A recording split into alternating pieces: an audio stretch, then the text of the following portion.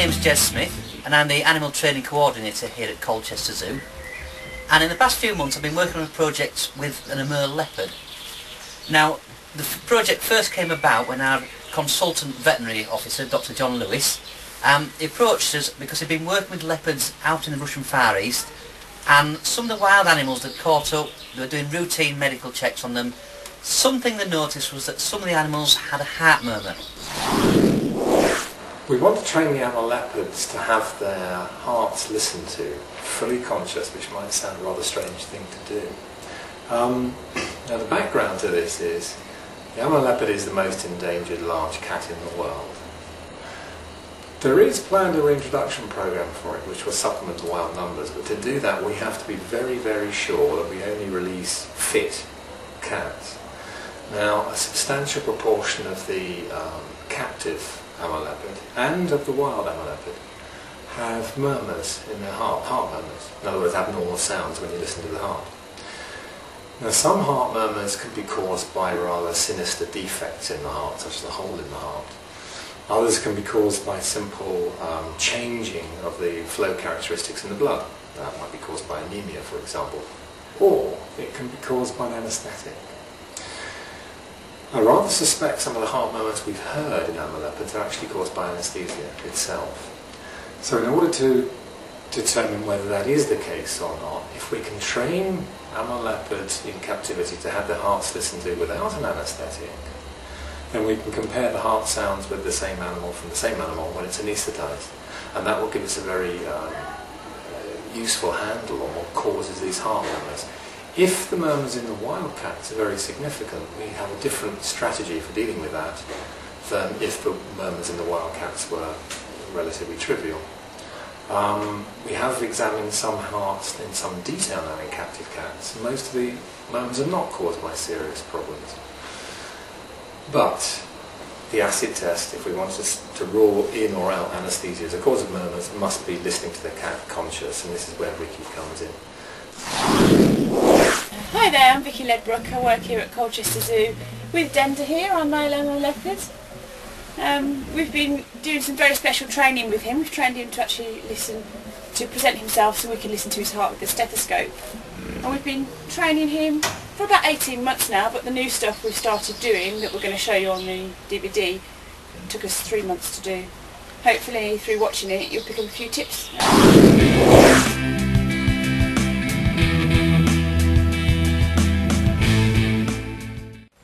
Well, of course, the first stage in training any animal is getting a relationship with the animal. We were lucky, Vicky had quite a good relationship for a start, and Dender is a particularly amenable cat. However, it can be achieved with any cat, because Vicky is also training a female Amur leopard who is far from amenable, but with a lot of patience, spending time with them and using the right body language. Keep your head down, don't look at the food, don't look directly at the animal, move slowly, move quietly, talk nicely. You can build up that relationship. And even with a cat like Den, it did take a little while just to get him working with Vicky. Dender! Good boy. Good boy. Dender was quite a friendly cat when he arrived here. He seemed to be quite interested in people anyway. But it did take a while for him to start taking pieces of meat. It just takes a little bit of time. Time and patience. Dender! And this is how we started up our training with Dender.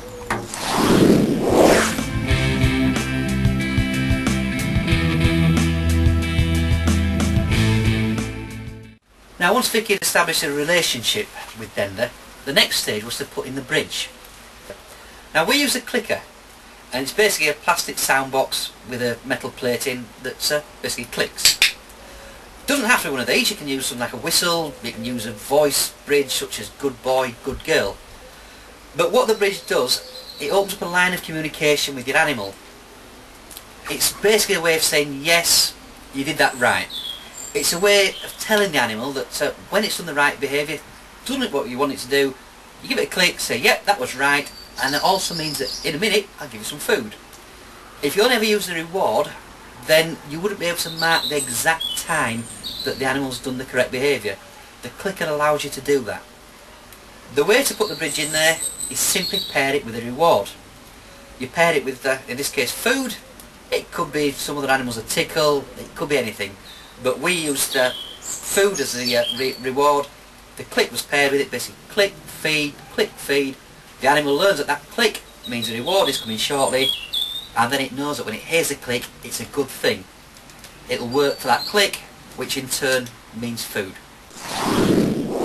Okay, so as Jess said, I'm calling Dender over. Good boy, Den. And then I'll click and give him the reward. Good boy, Dender. So he knows that by coming over it's the right behaviour because I'm clicking. And then he's getting his reward as well. Good boy, Dender. Good boy. Good boy. And soon he'll get used to the sound of the clicker, and every time he hears that click, as Jess said, he will expect a reward. He'll know he's done the right behaviour. And that's the clicker.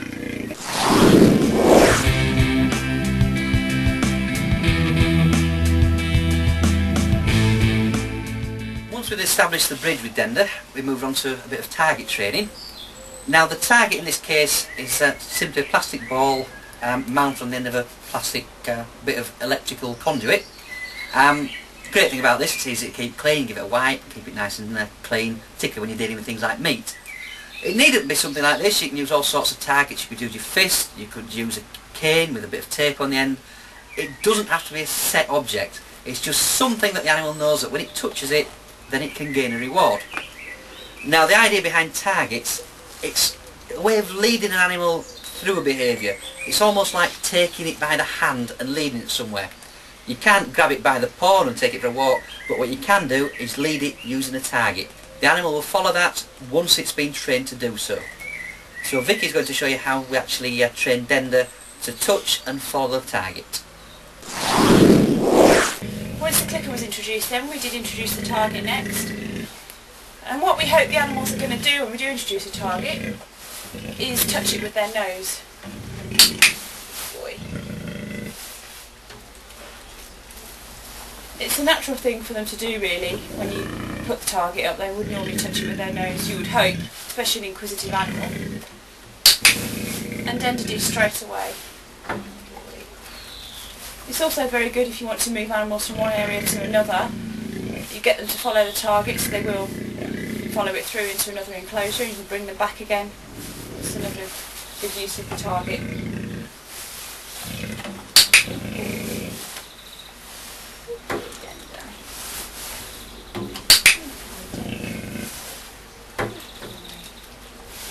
Dender's a very quick learner, so what we did with the target, once we got him, once we were happy with behaviour that he was touching the target with his nose, we could then introduce what we would call a variable schedule, whereby Dender, you could get 2 behaviours for 1 piece of meat. Which just means that he has to work a little bit harder, but we've got more rewards to give him. Dender.